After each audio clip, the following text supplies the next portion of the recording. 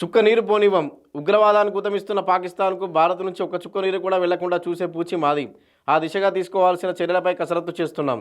హోంమంత్రి అమిత్ షా నేతృత్వంలో భేటీ అనంతరం కేంద్ర జలశక్తి మంత్రి సిఆర్ పాటిల్ వెల్లడి. జమ్మూ కాశ్మీర్లో నివసించే స్థానికేతరులు, రైల్వే ఆస్తులు, కశ్మీరీ పండిట్లే లక్ష్యంగా దాడులకు ఉగ్ర ప్రణాళికలు, భద్రతా దళాల అప్రమత్తం, సిబ్బంది సెలవులు రద్దు. వెంటనే విధుల్లో చేరాలని ఆదేశాలు. శ్రీనగర్కు ఆర్మీ చీఫ్, అక్కడ భద్రతా పరిస్థితిపై సమీక్ష. పహల్గామ్ ఉగ్రవాదుల ఇళ్లలో పేలుళ్లు, భద్రతా దళాలే లక్ష్యంగా పేలుడు పదార్థాల నిల్వ. జమ్మూ కాశ్మీర్లో సైనికాధికారులతో army chief general Upendra Dwivedi ఈయన జమ్మూ కాశ్మీర్లోకి వెళ్ళి ఆయన పర్యటించారు. అదే సమయంలో అక్కడ ఉగ్రవాదులు కూడా లష్కరే టాప్ కమాండర్ అల్తాఫ్ను కూడా మట్టు పెట్టారు ఆర్మీ దళాలు. అయితే ఆర్మీకి సెలవులు రద్దు చేశారు. అంతకుముందే పాకిస్తాన్ కూడా సెలవులు రద్దు చేసింది. ఆర్మీకి యుద్ధ వాతావరణం వస్తుందేమో, ఏదైతే సింధు జలాల ఒప్పందం రద్దుని పాక్ వార్ ఆఫ్ యాక్ట్గా ప్రకటించుకొని మా మీద యుద్ధం ప్రకటించినట్టే అట్లా అని చెప్పి పాకిస్తాన్ ఆర్మీ కూడా సెలవులు రద్దు చేసుకుంది. భారత ఆర్మీ కూడా సెలవులు రద్దు చేసి వెంటనే విధులు చేరాలని చెప్పి కేంద్ర హోంశాఖ చెబుతోంది. అదేవిధంగా కేంద్ర జలశక్తి మంత్రి సిఆర్ పాటిల్ చెప్తున్నారు, ఒక్క చుక్క నీరు కూడా ఇవ్వము సింధు జలాల నుంచి అని. మొత్తానికి అయితే పాకిస్తాన్ ఎండగట్టే ప్రయత్నం జరుగుతోంది. పాకిస్తాన్ అన్ని వైపుల నుంచి ఉక్కిరిబిక్కిరి చేస్తూ ఎండగట్టే ప్రయత్నం జరుగుతుంది. ఈ పహల్గామ్ ఉగ్రదాడికి సంబంధించి స్ట్రాంగ్ రియాక్షన్ ఇస్తుంది భారత్ దగ్గర నుంచి. పాక్ గుణపాఠం ఖాయం, స్థలం సమయం ఖరారు చేయడమే మిగిలింది. సింధు జలాల ఒప్పందం రద్దుతో పాక్ పంజాబ్లో నీరుండదు. 3 యుద్ధాలు జరిగినా తీసుకొని కీలక నిర్ణయం ఇది.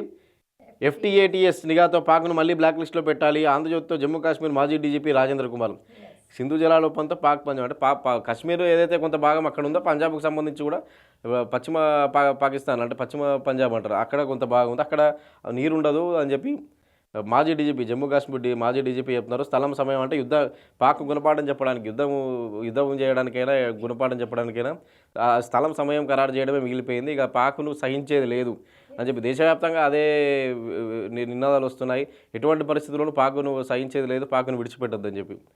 LOC వెంబడి పాక్ కాల్పులు తిప్పికొట్టిన భారత్. POKకు హమాస్ నేతలు ఏడాదిగా పలుసార్లు లాకపోకలు. మొన్న అర్ధరాత్రి అంటే బుధవారం అర్ధరాత్రి నుంచే LOC లైన్ ఆఫ్ కంట్రోల్ని దగ్గర ఉన్నటువంటి కాల్పుల విరమణ ఒప్పందాన్ని ఉల్లంఘించింది పాకిస్తాన్ సైన్యం. అక్కడ కాల్పులు జరపడం యథేచ్ఛగా ఇవన్నీ చేస్తూ ఉంది. దాన్ని వెంటనే భారత సైన్యం కూడా తిప్పికొట్టింది. మళ్ళీ కాల్పులు జరుపుతూ ఎదురు కాల్పులు జరుపుతూ తిప్పికొట్టింది. అయితే POKకి హమాస్ ఏదైతే ఇజ్రాయెల్ హమాస్ నేతలు ఉన్నారో POKకు పాక్ ఆక్రమిత కాశ్మీర్కు చాలాసార్లు వచ్చి వెళ్ళారని చెప్పి కూడా ఆంధ్రజ్యోతిలో రాశారు. పాకిస్తాన్ను వెనక్కి పంపండి, ముఖ్యమంత్రి రేవంత్ రెడ్డికి అమిత్ షా ఫోన్. దేశ భద్రత రీత్యా రాష్ట్రం తీసుకోవాల్సిన చర్యలన్నీ వివరించిన కేంద్ర హోంమంత్రి ఒక్క పాకిస్తానీ కూడా ఉండకూడదు అన్ని రాష్ట్రాల సీఎంలకు స్పష్టం చేసిన షా, హైదరాబాద్లో 200 మంది పాకిస్తాన్లు రాష్ట్రం నుంచి తక్షణమే వెళ్ళిపోవాలి అని డీజీపీ చెప్పారు.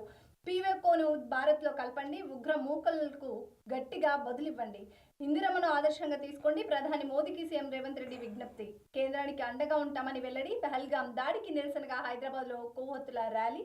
పాల్గొన్న మంత్రులు, సీఎం, MP అసదుద్దీన్. ఇది పాకిస్తాన్లకు వెనక్కి పంపండి అంటే హైదరాబాద్లో చాలామంది పాకిస్తానీలే కాదు, హైదరాబాదులో మనకు కొన్ని సమస్యాత్మక ప్రాంతాల్లో బంగ్లాదేశ్, ఈ మయన్మార్ నుంచి వచ్చిన వాళ్ళు, రోహింగ్యాలు, వీళ్ళంతా ఆధార్ కార్డులు అంటే ఈ బ్రోకర్లు మట్టుకుని ఆధార్ కార్డులు ఇవన్నీ తీసుకొని ఎన్నో ఏళ్ళుగా ఉంటున్నారు. మనకు కార్డన్ సెర్చ్ చేస్తారు హైదరాబాద్ సిటీలో పోలీసులు. చేసినప్పుడు వీళ్ళంతా దొరికిపోతారు. గుర్తింపు కార్డులు అన్నీ ఫేక్ ఉన్నా, లేకపోతే ఏదైనా డ్రైవింగ్ లైసెన్స్ ఫేక్ ఉన్నా దొరికిపోయి వాళ్ళందరినీ పట్టుకొని స్వదేశానికి పంపించడం.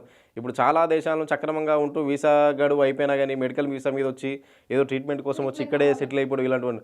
అట్లా పాకిస్తాన్లో కూడా ఉండే అవకాశం ఉంది. కాబట్టి తెలంగాణ అనే కదా అన్ని రాష్ట్రాలకు కేంద్ర హోంమంత్రి అమిత్ షా చెప్తున్నారు, పాకిస్తాన్లు ఎక్కడున్నా కానీ పంపించేయండి, ఎవరిని ఉపేక్షించద్దు అని చెప్పి హోంమంత్రి సీఎంకు చెప్పారు.